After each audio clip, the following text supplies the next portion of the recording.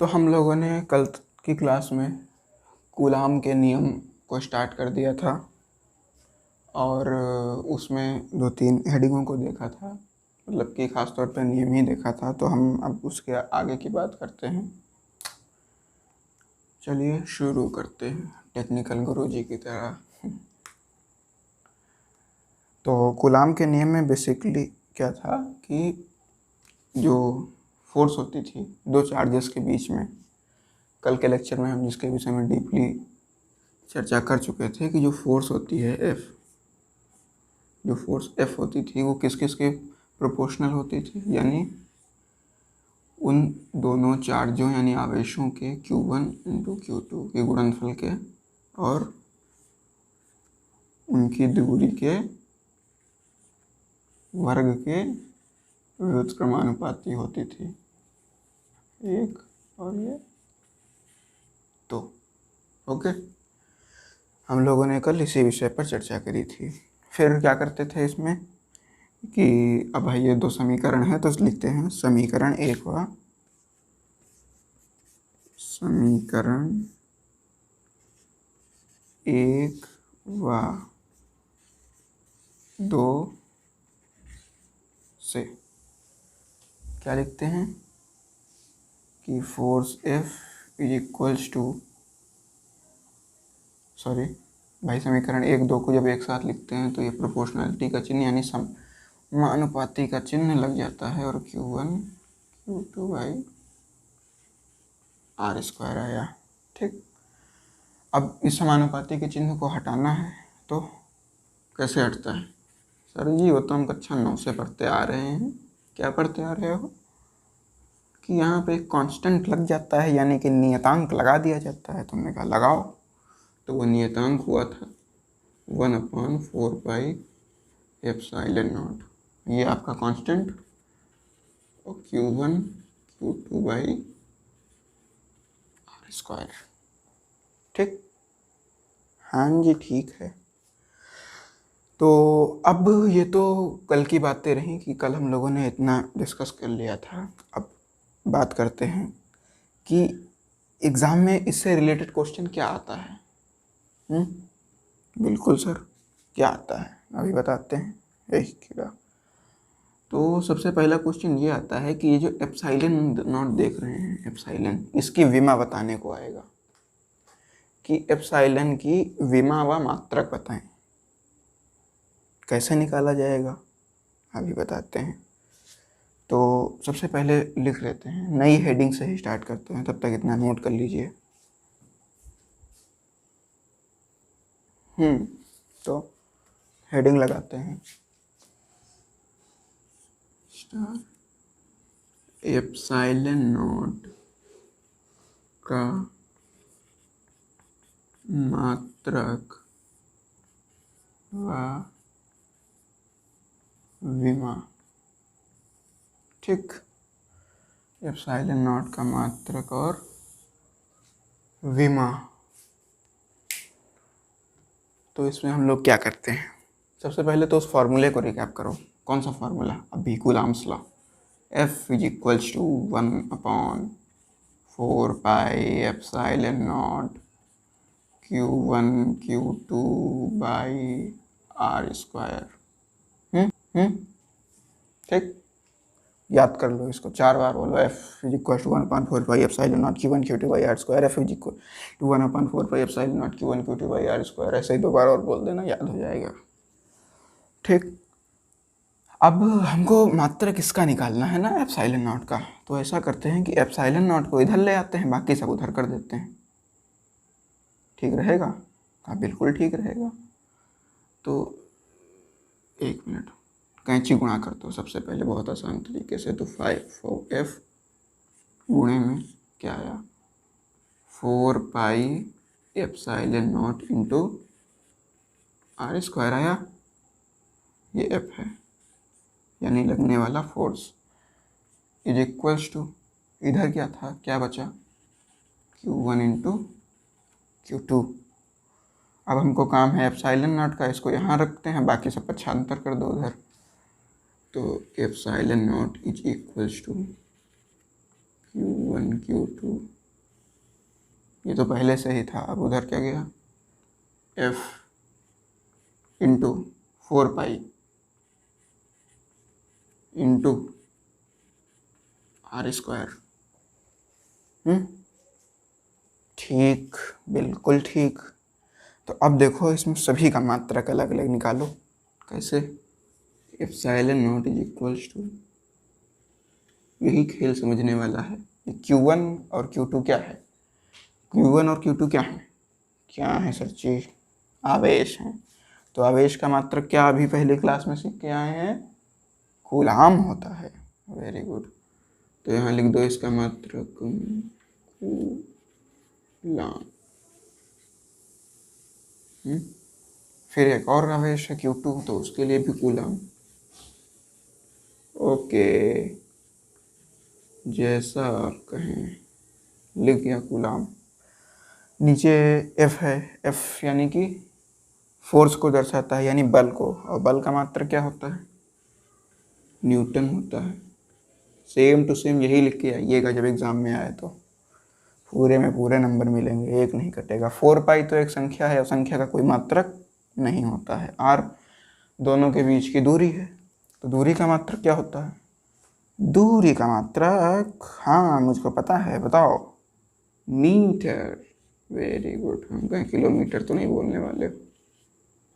नहीं sir, kilometre थोड़ा नहीं बोल देंगे, इतनी तो फिजिक्स हमको भी आती है। चलो आती है तो आगे बताओ।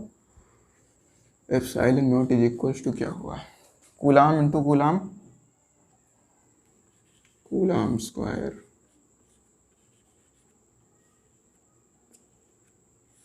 Coulomb square Newton.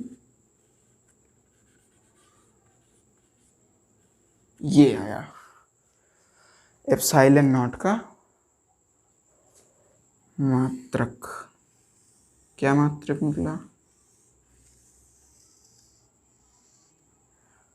Coulomb square पर न्यूटन मीटर। ठीक, ठीक है। तो एक चीज़ तो क्लियर हो गई कि इसका मात्रक क्या आया, कूलाम स्क्वायर पर न्यूटन मीटर। अब इसी के साइड में यहाँ पे विमा की बात कर लेते हैं इसकी। ओके, अब सबसे पहले फॉर्मूला लिख दीजिए विमा के लिए। फॉर्मूला मतलब वो जो डिब्बे में बंद है, अच्छा वो कूलम स्क्वायर पर न्यूटन मीटर। अब बहुत लोग तो ऐसे होंगे जो कहेंगे हाँ विमा ये क्या होती है सर जी, विमा तो पहली बार सुना है। और बहुत लोग ऐसे होंगे जिन्होंने अब तक निकाल डाली होगी। है बात कि नहीं? बिल्कुल है। तो इसकी विमा क्या होगी, चलो देखते हैं। विमा अगर जिनको नहीं पता है तो सबसे पहले जाके क्लास 11th का चौथा चैप्टर डायमेंशन एनालिसिस खोलिए, डायमेंशन के बारे में जानिए, क्योंकि उसके बिना पूरी फिजिक्स बेकार। आप कुछ भी पढ़ लीजिए लेकिन ज्ञान नहीं होगा। चलो यहाँ देखते हैं। कूलाम, कूलाम माने आवेश, आवेश की विमा क्या होती है? AT लिख लेते हैं, A/T का स्क्वायर। बता दे कैसे AT होती है सर, थोड़ा बहुत तो बता दी। फर्स्ट ईयर का भी क्या है कि सब ऐसे ही पढ़ा है, चलो बता दे रहे हैं इधर। फॉर्मूला क्या होता है? Q is equals to IT होता है। ठीक। I का मान, मतलब कि I का मात्रक क्या होता है? धारा है, धारा का मात्रक एम्पियर, एम्पियर। और ये है समय, सेकंड होता है इसका मात्रक। ठीक, इसको डिनोट करते हैं A से, इसको डिनोट करते हैं T से। तो Q is equal to AT हो गया। इसकी विमा क्या हुई? AT। न्यूटन फॉर बल की विमा होती है। बल की समझाने जाएंगे तो पूरा दिन यही लग जाएगा, तो इसलिए पुराना देख लेना, फिर हल बता देते हैं। इसकी होती है M1L1T-2। ठीक। मीटर यानी दूरी, दूरी की विमा L। ठीक। अब epsilon naught is equal to लिख सकते हैं। ओके, तो 80 का स्क्वायर है तो स्क्वायर खुलेगा तो क्या होगा? स्क्वायर खुलेगा नहीं सर, स्क्वायर अंदर पहुंच जाएगा। वेरी गुड, अब तुम समझने लगे हो। ए स्क्वायर टी स्क्वायर, नीचे क्या? ये है m1 L1 T-2। ओहो, इंग्लिश कभी कभी हो जाता है। चलो अब इसको सॉल्व करते हैं। एप्सिलॉन नॉट से बढ़िया यहाँ पे हम विमा लिख लेते हैं, विमा इज इक्वल्स टू, तो ये जो L से L गुणा होगा तो L की पावर 1 यहाँ पे है, 1 यहाँ पे है, तो दोनों जुड़ जाएंगे तो L की पावर 2 हो जाएगी, और तो कुछ होने वाला नहीं है। A2T2, ओके, गुणे में घातें जुड़ती हैं, ठीक सर। तो ये M के साथ तो वही रहना है, M1, L एक यहाँ पे है, एक यहाँ पे है, तो क्या हुआ 1 + 1 2, और T कितना है -2, इसके साथ तो कुछ गुणा भाग हुआ नहीं। चलो ये बना, फिर आ जाओ, कितना लंबा है, हाँ लंबा तो है ही है। चलो अब क्या करें, अब ये जितना भी नीचे का भाग है इसको ऊपर ले जाते हैं, क्योंकि लोगों को ऊपर बढ़ाना बड़ा पुण्य का काम है। नीचे तो सब गिरा देते हैं, लेकिन हम लोग इसको ML2 T-2 को ऊपर लेके चलेंगे, पुण्य का काम करने जा रहे हैं। चलो यहाँ पे क्या था, A2 और T2 था, ठीक। अब थोड़ा पुण्य का काम हुआ तो इसको जब ऊपर ले गए तो चिन्ह बदल जाते हैं। ये सब आप लोग 11th में पढ़ चुके होंगे, नहीं पढ़े होंगे तो दोबारा पढ़िए, क्योंकि इसके बिना आगे काम नहीं चलना है, ठीक। यहाँ पे +1 है, ऊपर जाएगा -1, M की पावर -1। यार मार्कर धोखा देगा क्या? लगे तो यार कुछ ऐसे ही रहा है। चलो चल तो यार, L की पावर +2 है, ऊपर जाएगा -2, यही गंदी बात। अब ये T की पावर यहाँ पे -2 है, ऊपर जाएगी, चिन्ह बदल जाएंगे तो क्या होगा +2। तुम लाइन गलत आ गई हो, हाँ तो ये बना। अब क्या बचा, तो लास्ट चीज बची, क्या लास्ट चीज बची, गुणा कर दीजिए। तो फाइनल आंसर यहाँ पे लिखते हैं ब्लैक स्केच से।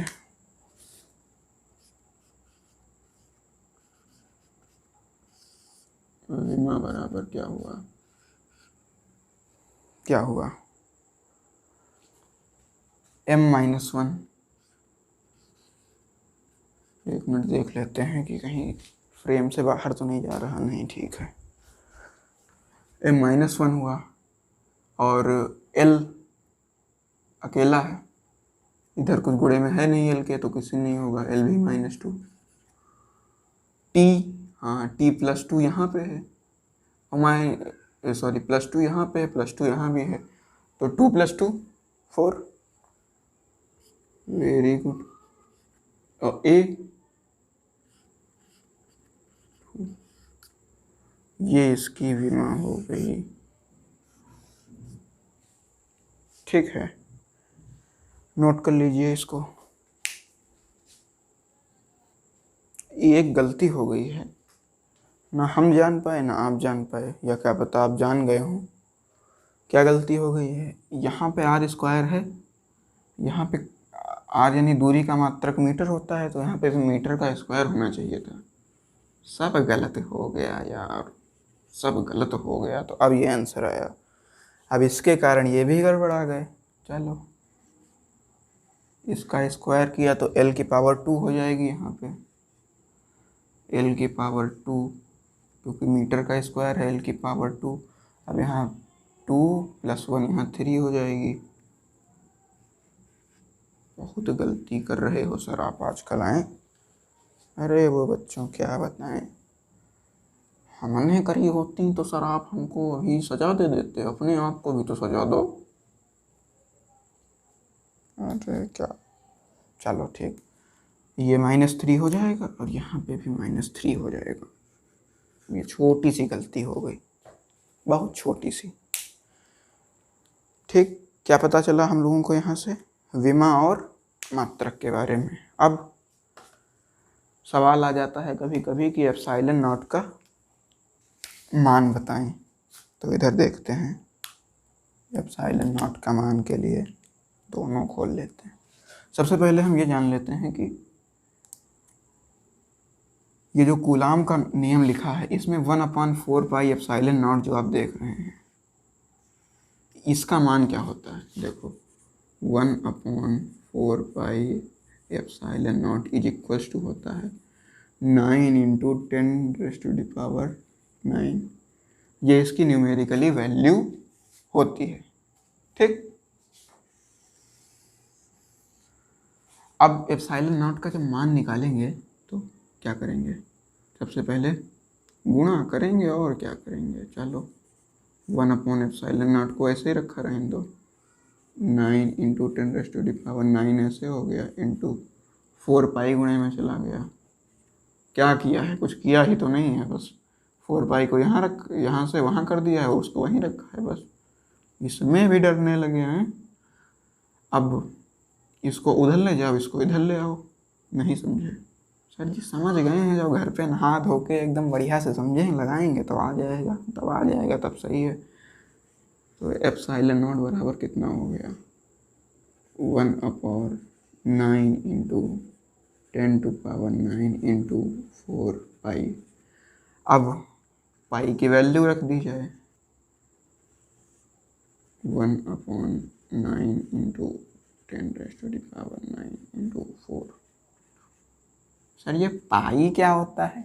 हाँ, पाई भी ना पता हो कह दो। नहीं सर, आ गया, याद आ गया। हाँ, वो आर्यभट्ट ने कुछ करा था तो वहीं से याद आया। ठीक, तो इसकी वैल्यू 22/7।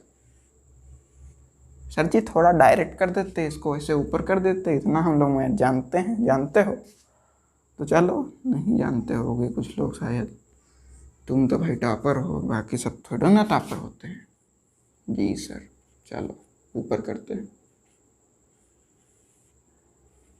9 × 10⁹ इंटू 4 × 22। अब इस वैल्यू को आप लोग बढ़िया से नहा धो के खूब अच्छे से घर पे खाना वाना खा के कैलकुलेट करना, तो जो फाइनल वैल्यू आएगी वो मैं आपको बता दे रहा हूँ।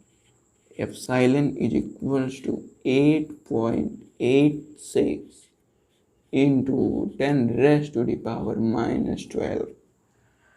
और इसका मात्रक क्या आएगा? ये वाला कूलाम स्क्वायर। बोलिए सभी लोग, कूलाम स्क्वायर प्रति एम्पियर मीटर स्क्वायर। आधी हिंदी आधी अंग्रेजी, हाँ हो जाता है कभी कभी। हम कर दें तो नंबर कट जाए हमारे हैं, आप भी ना सर। चलो कोई नहीं, इसको भी नोट कर लीजिए और फिर आगे बढ़ते हैं। तब तक मैं ब्लैक बोर्ड रफ कर दूं।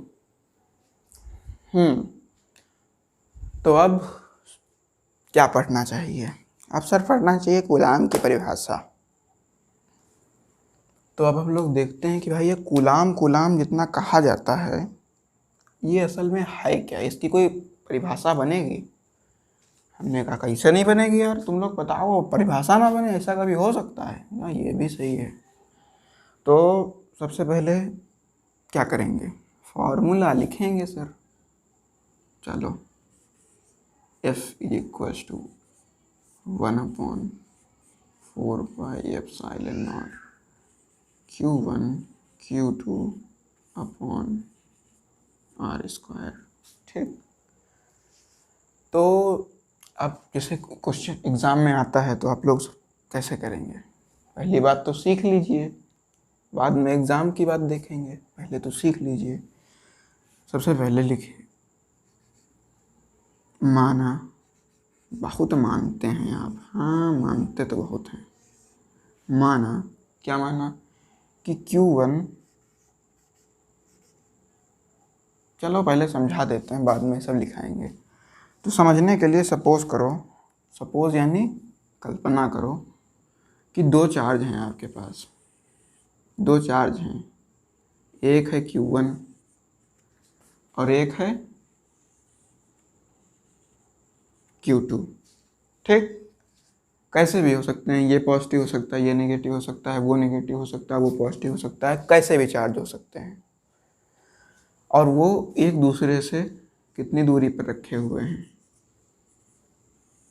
इनके बीच की दूरी जो है वो है 1 मीटर। ठीक, और जो Q1 का मान है वो क्या है, वो 1 कूलाम है, और Q2 भी 1 कूलाम है। ठीक है, बस इतनी चीज़ें आपको ध्यान देनी है, बाकी सब अपने आप होगा। कैसे होगा, तो भाई क्या होगा, अगर मान लीजिए ये समान है, ये पॉजिटिव है और ये भी पॉजिटिव है, चल जाओ यार, तो ये दोनों आपस में प्रतिकर्षण करेंगे, प्रतिकर्षण करेंगे तो एक दूसरे पे बल लगाएंगे। तो जब बल लगाएंगे एक दूसरे पर, तो भाई वो बल कैसे क्या प्राप्त होगा, तो उसके लिए तो कूलाम बोले हम तो पहले से रूल बता गए थे इस चीज़ का, हमारा यूज कर लो। हाँ तो कहा सही है, तो ये वाला फार्मूला जो है इसमें सब वैल्यू रखते हैं। पहले बल तो निकले, हाँ बिल्कुल बल निकालना तो बहुत ज़रूरी है।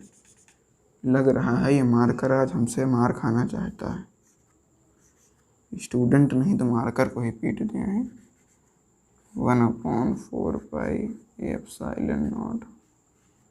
Q1 कितना है, 1 कूलाम, Q2 1, बीच की दूरी कितनी निकाली, मतलब मानी है हम लोगों ने 1 मीटर मानी है। तो ये पूरा तो 1 हो गया, तो लगने वाला बल फोर्स कितना हुआ, फोर्स इज इक्वल टू कितना हुआ 1/4πε0, और इसकी मान अभी हम लोग निकाल चुके हैं, कितना आता है 9 × 10⁻⁹, मतलब 9 × 10⁹9 इतना आता है। तो फोर्स है, तो इसका मात्रक क्या होगा, न्यूटन। अब इसको देख के कुछ समझ में आया बच्चों, इसमें ऐसा क्या था जो समझने वाला है, अरे यही तो पूरी कहानी है। क्या कहानी है कि इससे हमें यह पता चलता है कि जब हम एक एक कूलाम के दो आवेश, 1 कूलाम और 1 कूलाम के दो आवेश 1 मीटर की दूरी पर रखते हैं तो क्या होता है, तो उनके बीच में जो बल लगता है, या आकर्षण हो या प्रतिकर्षण हो, यानी एक दूसरे के अट्रैक्ट करें या रिपेल करें, तो वो बल जो होगा किसके बराबर होगा, 9 × 10⁻⁹ न्यूटन के। तो इसके हिसाब से हम इसकी फॉर्मूला बना सकते हैं। कैसे बना सकते हैं सर जी, बताइए बताइए, अभी बताते हैं। कि माना 2 आवेश, लिख ही देते हैं, माना 2 आवेश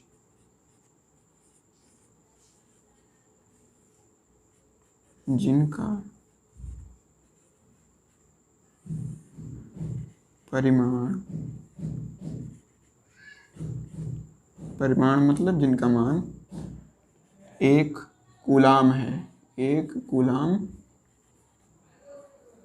है, एक दूसरे से 1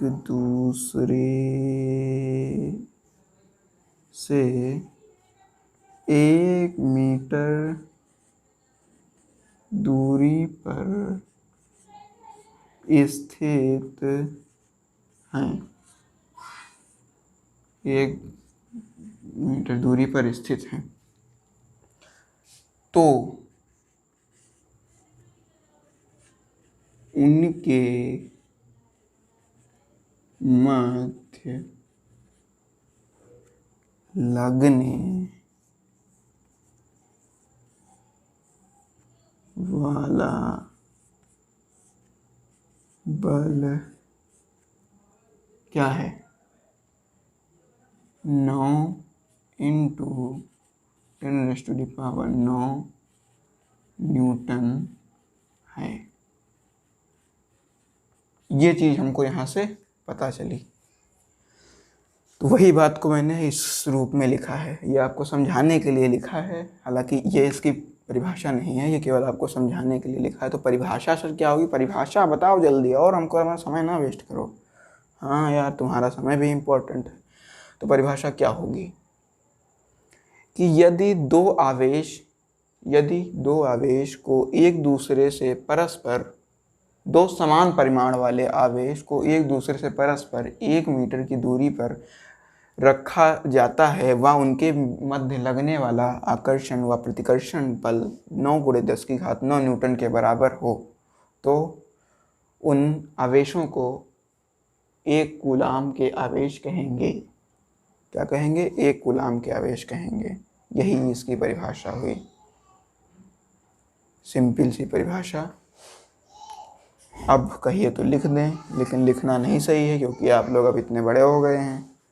चलिए लिख लीजिए, नोट कर लीजिए। तो अब हम लोग एक नई चीज़ पढ़ने जाएंगे, वो है माध्यम का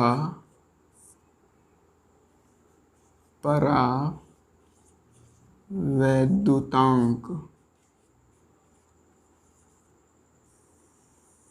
ठीक, हेडिंग लगा के लिख लीजिएगा। इससे शायद ही क्वेश्चन आ जाए, लेकिन जानना तो बहुत आवश्यक है। क्या आवश्यक है? माध्यम का परावैद्युतांक। तो सबसे पहले इसको जानने के लिए उस फार्मूले को लिखते हैं। अब तो सर याद हो गया है, इतनी बार लिख गया है। 1/4 pi epsilon naught Q1 Q2 by. अरे सर जी गलत कर दिया, क्या क्यों लिखा? हमने कहा रुको ज़रा, असल फॉर्मूला तो यही है, यही है असल फॉर्मूला। अच्छा सर, तो अब तक आपने हमें गलत पढ़ाया। हमने गलत नहीं पढ़ाया, असल फॉर्मूला तो यही है। क्योंकि ये जो के देख रहे हैं, इसी को बोलते हैं माध्यम का परावैद्युतांक। और यह के का मान जो होता है वह विभिन्न भिन्न माध्यमों पर निर्भर करता है।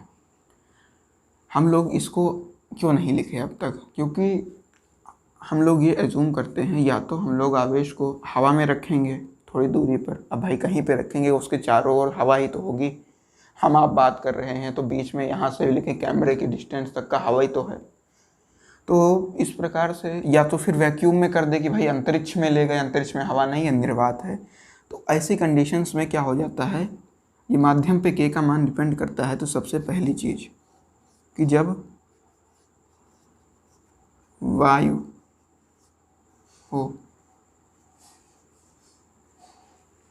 या निर्वात हो, निर्वात का मतलब यहाँ बिल्कुल भी हवा ना हो, वैक्यूम हो, तो ऐसी कंडीशंस में के का मान 1 हो जाता है। अगर आप यहाँ पे के का 1 रखेंगे मान, तो वही आ जाएगा 1/4 pi epsilon naught Q1 Q2 by r²। तो सर अब हमको पढ़ना क्यों है? हमको क्यों पढ़ना है? बिल्कुल आपके मन में सवाल जायज़ है। हम लोग जो हैं वो विचारशील प्रवृत्ति के हैं।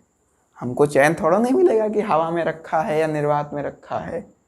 हम उठा के लाएंगे उस आवेश को, पानी में डुबो देंगे, कहीं तेल में डुबोएंगे, खोलते तेल में डालेंगे, बढ़िया आवेश की पूनियाँ बनाएंगे। अब कहा इतना काम करोगे तो फिर कूलाम ने कहा कि ये इंसान तो बड़ा उस प्रवृत्ति का इंसान है, तो इसके लिए उन्होंने इस के का भी ईजाद कर दिया। तो ज़्यादा क्वेश्चन यहाँ से नहीं, बस 3 पॉइंट्स हैं इसमें मेन, कि जब आवेश कहाँ पर हो, वायु या निर्वात में हो, तो के मान 1 हो जाता है। जब, या सीधे ऐसे लिख सकते हैं धातु के लिए, जब धातु में हो, धातु के लिए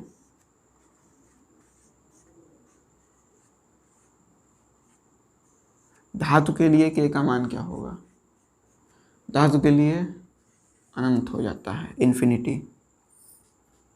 थर्ड कंडीशन,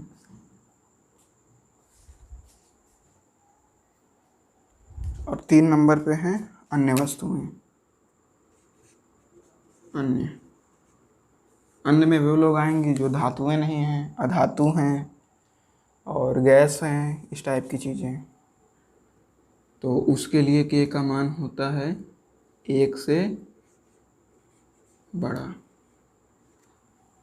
बस यही 3 पॉइंट इसमें नोट करने वाले हैं कि जब वायु में है तो के बराबर 1, धातु के लिए के अनंत हो जाता है और अन्य चीज़ों के लिए के 1 से बड़ा होता है। और एक फार्मूला है कि के बराबर, इसको ब्लैक से लिख देते हैं,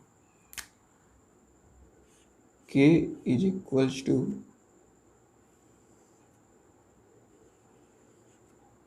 एप्सिलॉन अपॉन एप्सिलॉन नॉट। अब ये क्या है? ये है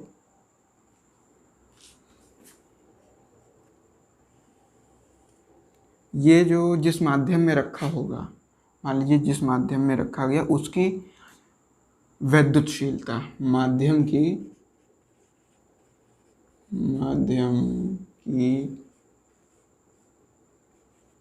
वैद्युतशीलता, जिसे हम पहले पढ़ चुके हैं, शीलता, ये माध्यम की वैद्युतशीलता है। और नीचे एप्सिलॉन नॉट, वो तो सर वही अपनी निर्वात की वैद्युतशीलता, निर्वात या वायु बोल सकते हो कि वैद्युतशीलता। ठीक। ये कौन सी आकृति बना दी है सर आपने?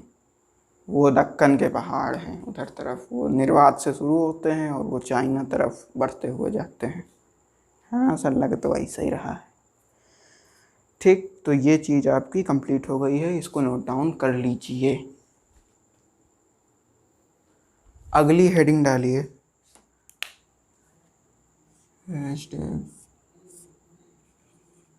कूलाम के नियम का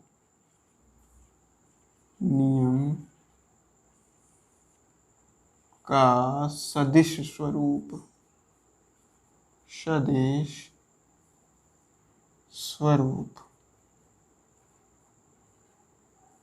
vector representation of coulombs law.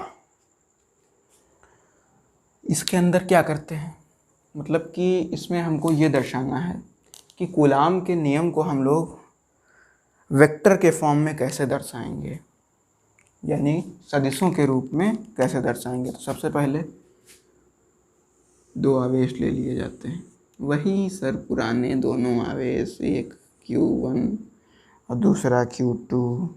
हाँ, Q1 Q2, Q1 दूसरा Q2, इन दोनों के बीच की दूरी R। तो सर एकदम वही बात हो गई है। तो अब देखिए, मान लेते हैं, क्या मान लेते हैं कि दोनों पॉजिटिव हैं। क्या हैं? दोनों पॉजिटिव हैं। तो ये Q1 आवेश, वाह, मतलब मार्कर लगाया और लिखा हुआ मिट गया। गजब, चल जाओ यार। Q1 जो है ये मान लेते हैं कि पॉजिटिव है। ठीक, तो अब ये Q1 पॉजिटिव है, वो भी पॉजिटिव है, तो ये उसकी ओर, Q2 की ओर एक फोर्स लगाएगा, इसका फोर्स लगाएगा, प्रतिकर्षण बल लगाएगा। तो ये किधर की लगा? एक फोर्स जो ये लगी, तो ये क्या है? FQ1। किसके ऊपर? 2 के ऊपर। किसके द्वारा? 1 के द्वारा, F21। मतलब कि आवेश नंबर 2 पर आवेश नंबर 1 के कारण लगा बल इधर की ओर होगा। और ये इसको Q2 Q1 को इधर ढकेलेगा, इधर तरफ। तो क्योंकि भाई जब आप घर पे भी प्रैक्टिकल कर सकते हो, आवेश तो नहीं ला सकते लेकिन मैग्नेट ला सकते हो, चुंबक ला सकते हो, जो 2 समान समान सिरे आप लोग लेके जाओगे तो देखोगे तो वो चिपकेंगे नहीं। छोटे पे तो बहुत किया होगा। हाँ, बस वही वाली कहानी है। दोनों को धक्का देने रहा है, तो ये इसको इधर की ओर धक्का देगा, तो इस पे फोर्स किधर लगेगा? अरे ये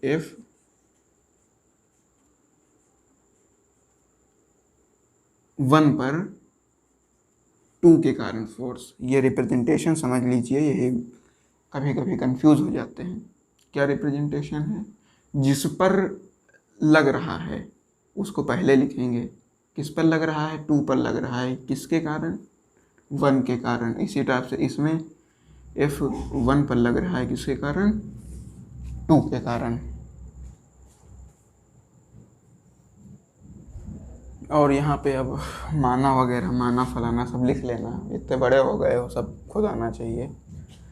क्या लिखना होगा कि माना 2 आवेश Q1 व Q2 हैं, एक दूसरे से r दूरी पर रखे हुए हैं, दोनों समान आवेश हैं तो एक दूसरे को प्रतिकर्षण बल द्वारा प्रतिकर्षित करते हैं। Q1 पर लगने वाला बल क्या है? F12 है, और Q2 पर लगने वाला बल F21 है। इतना लिख लेना। अब उसके नीचे से F12 क्या होगा? F12 क्या होगा? मतलब कि 1 पर 2 के द्वारा लगने वाला बल 1/4 पाई एप्सिलॉन नॉट। आगे Q1 Q2। अब R क्या होगा? R जो होगा वो किसके द्वारा? इसके द्वारा लग रहा है ना, यहाँ से इधर की ओर फोर्स इसको इधर की ओर धक्का दे रहा है, यूं धक्का दे रहा है, इधर की ओर धक्का दे रहा है। तो 2 से 1 की ओर आ रहे हैं, तो R21 वेक्टर, ये भी वेक्टर होगा क्योंकि हम वेक्टर फॉर्म में इसको लिख रहे हैं। का स्क्वायर, R21 का स्क्वायर।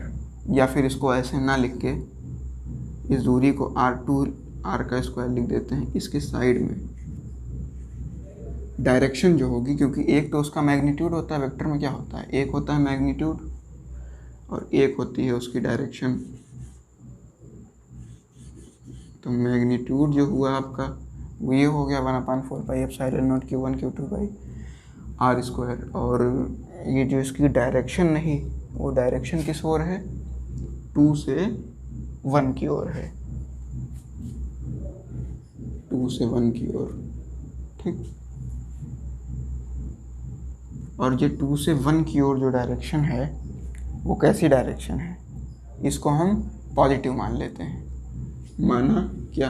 ऐसे ही इधर की डायरेक्शन जितनी भी है वो पॉजिटिव है और इधर की नेगेटिव है। ये इसको लिखना नहीं है, ये अपने आप मतलब दिमाग में रखना है।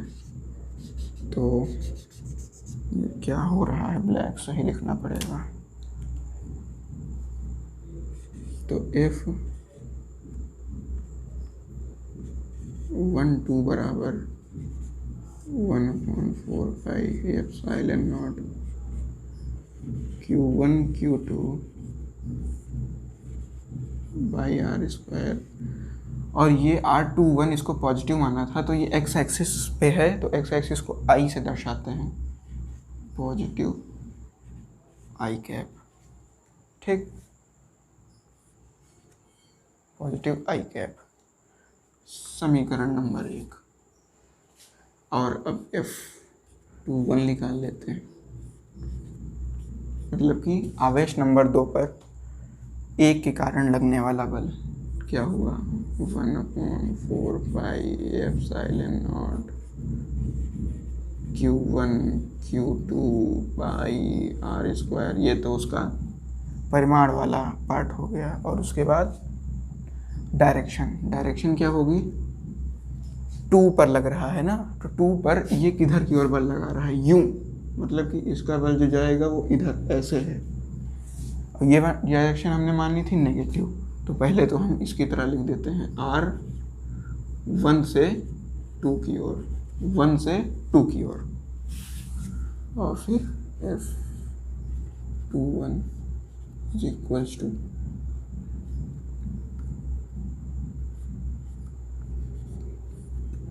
F14 by epsilon naught Q1 Q2 by R square into R21 negative side है तो नेगेटिव ऑफ आई कैप समीकरण। तो अब इन दोनों को देख के क्या पता चल रहा है, बस इतना पता चल रहा है, कितना पता चल रहा है कि यहाँ पे और यहाँ पे केवल माइनस का अंतर है, बाकी तो सब सेम ही है। यहाँ 1/4 बाई एप्सिलॉन नॉट, यहाँ भी वही, यहाँ Q1 Q2 by are square, बस डायरेक्शन का अंतर है। तो हम लोग क्या लिख सकते हैं, F21 vector is equals to minus of F12 vector, क्योंकि 2 1 वेक्टर में माइनस है और इसमें नहीं है, तो इसमें माइनस का गुणा कर देंगे तो यही तो मिल जाएगा। और यही होता है कूलाम के नियम का सदिश निरूपण। कूलाम के नियम का सदिश निरूपण यही हुआ। चलिए नोट कर लीजिए इसको। तो अब अगली हेडिंग डालते हैं वैद्युत क्षेत्र। हैशटैग वैद्युत क्षेत्र, अंग्रेजी में बोलते हैं इलेक्ट्रिक फील्ड। इलेक्ट्रिक फील्ड क्या होता है? जैसे बच्चों आप लोग अपने गली मोहल्ले में जब टहलते होंगे या जाते होंगे, तो जब आस पड़ोस के लोग आपको देखते हैं तो सब जानते हैं कि हाँ भाई ये यहीं का रहने वाला है। मतलब वो आपका एरिया ही होता है। आपकी शक्तियों के, आपके कारनामों के चर्चे उस एरिया में होते हैं। मतलब वहाँ के लोग आपके कारनामों से भली भांति परिचित होते हैं। यही बात अगर आप कहीं बाहर चले जाते हैं तो एकदम नई शक्ल लगता है और आपके कारनामे भाई अब इतना नहीं जानते हैं लोग। वही हाल इस आवेश के वैद्युत क्षेत्र का भी होता है। जो आवेश होता है वो चारों ओर अपने एक वैद्युत क्षेत्र बनाता है। जैसे आप अपने चारों ओर, अपने घर के चारों ओर माहौल बनाते हैं, आप किस प्रकार के व्यक्ति हैं, उसी टाइप से ये आवेश भी अपने चारों ओर एक क्षेत्र बनाता है। ये क्षेत्र क्या होता है? तो वह क्षेत्र लिखते हैं आवेश के चारों ओर का वह क्षेत्र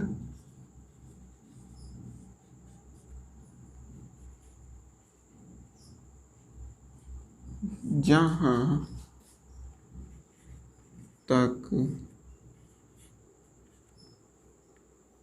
उसकी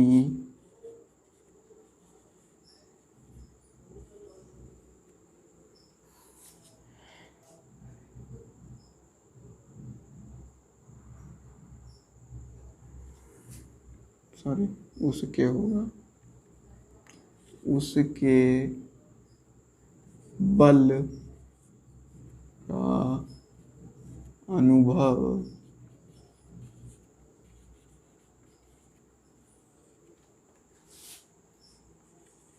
किया जा सकता है।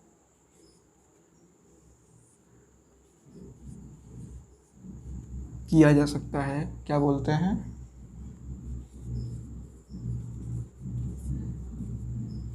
वैद्युत क्षेत्र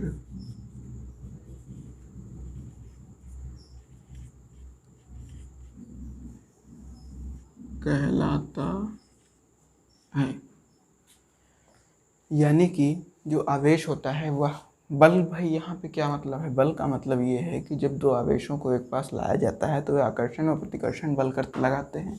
उसी टाइप से कि जब कोई आवेश को कहीं रख दीजिए और दूसरा आवेश ले आइए और वह आवेश में अगर उस पहले आवेश के कारण बल का अनुभव किया जा रहा है तो वह एरिया उसका क्या कहलाता है, वैद्युत क्षेत्र कहलाता है। मतलब कि वो सब उसके एरिया में आता है। अब ये वैद्युत क्षेत्र तो जान लिया, अब इसकी तीव्रता के बारे में जानते हैं कि भाई कितना ज़्यादा वैद्युत क्षेत्र है, कैसा वैद्युत क्षेत्र है। जैसे आपके मोहल्ले में कैसा प्रभाव है, कितनी दूर तक का लोग जानते हैं, वैसे इसका भी है। तो इसको ई से दर्शाया जाता है। ई से, पॉइंट नंबर 1, ई से दर्शाते हैं।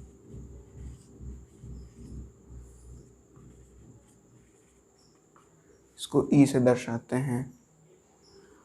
और इसका भाई पता कैसे लगाते हैं, इस चीज़ का पता कैसे लगाते हैं, तो पता ऐसे लगाते हैं कि मान लिया ये एक आवेश है जिसकी हमको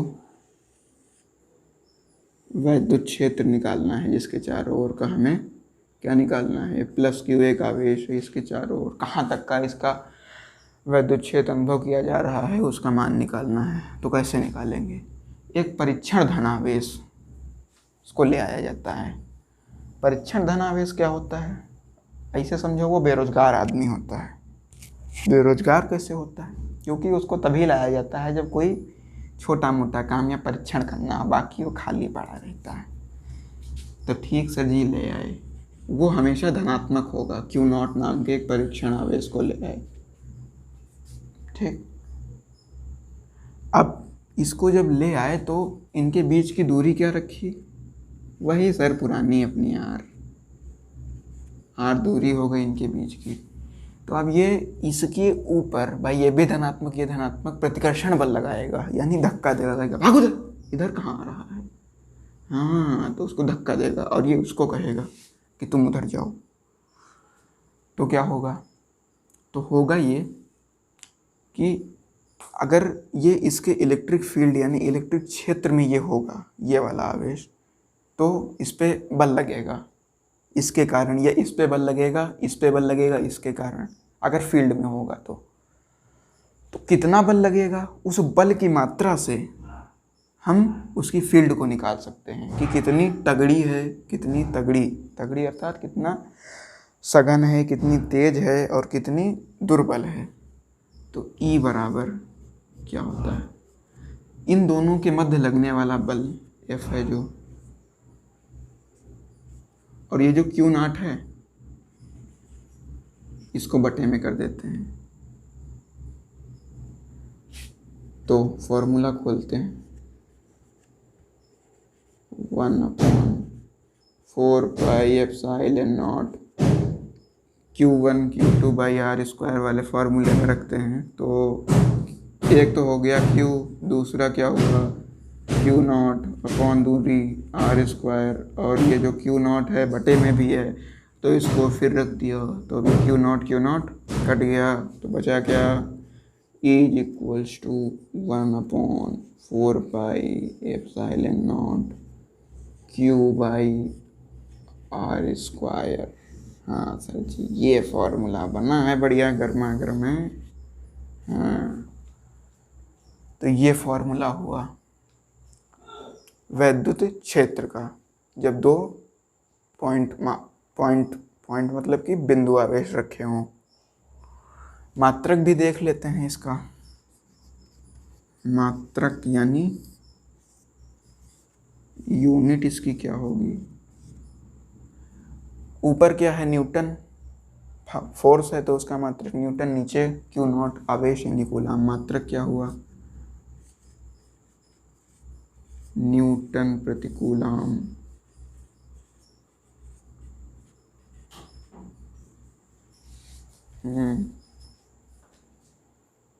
और इसकी अब बात करते हैं विमा की। सर विमा नहीं पीछा छोड़ेगी हैं, छोड़ेगी कैसे विमा भाई। विमा न्यूटन की विमा बता ही चुके हैं, m1l1t-2 अपॉन कूलाम यानी आवेश, आवेश की विमा at ऊपर जाएगा माइनस हो जाएगा, m तो m ही रहेगा, a यहाँ है अकेला, ये ऊपर अकेला रहेगा, l भी अकेला, t है +1 ऊपर जाएगा -1 हो जाएगा, जब -1 होगा यहाँ -2 अवेलेबल है तो दोनों और घट जाएंगे तो कितना बचेगा -3। पहले ऐसा करते हैं, l को लिख लेते हैं m1l1t-3 और a-1, ये इसकी विमा हो गई। और एक छोटा सा टॉपिक और है, उसको भी बस बता देता हूँ, फिर आज की क्लास समाप्त करते हैं। वो क्या है, इधर ही कहीं लिख देते हैं, #वैद्युत द्विध्रुव, अंग्रेजी में बोलते हैं इलेक्ट्रिक डाइपोल, वैद्युत द्विध्रुव। तो इसको समझने वाला छोटा सा टॉपिक है, बहुत छोटा सा है। क्या है देखिए, इधर ही समझाते हैं। दो हम लोग आवेश ले लेते हैं, एक Q दूसरा Q, समान प्रवृत्ति के हैं और इनके मध्य की दूरी कितनी है मान लेते हैं हम R। नहीं सर जी, इस बार R नहीं माननी है, इस बार 2L। तो जब दो समान प्रवृत्ति के समान परिमाण के आवेश एक दूसरे से अल्प दूरी, ये 2L जो है बहुत छोटी सी दूरी है, बहुत छोटी सी होगी ये दूरी, अल्प दूरी में रखे हों तो ऐसे निकाय को वैद्युत द्विध्रुव कहते हैं। दोबारा बोल दूँ, लिखवाऊंगा नहीं, लिख लीजिए कि जब दो समान परिमाण के आवेश एक दूसरे से बहुत ही सूक्ष्म दूरी में रखे हों तो इस प्रकार की व्यवस्था को वैद्युत द्विध्रुव कहते हैं। तो आज की क्लास यहीं समाप्त करते हैं। वैसे भी आज की क्लास लगभग 50 मिनट से ऊपर हुई जा रही है और आप लोग आगे पढ़ते रहिए। अभी इस चैप्टर में लगभग मान के चलिए 2 या 1 लेक्चर और आएगा, 2 वैसे आएंगे, उसमें इसकी सारी थ्योरी कंप्लीट हो जाएगी। फिर उसके बाद 3-4 लेक्चर बढ़िया से लेके सभी प्रकार के न्यूमेरिकल्स जो बोर्ड परीक्षा में आए हुए हैं, विभिन्न प्रकार की बोर्ड परीक्षाएं किसी भी बोर्ड से हों उसमें आते हैं, उनको लगवा दिया जाएगा। तब तक के लिए पढ़ाई करते रहें। All the very best.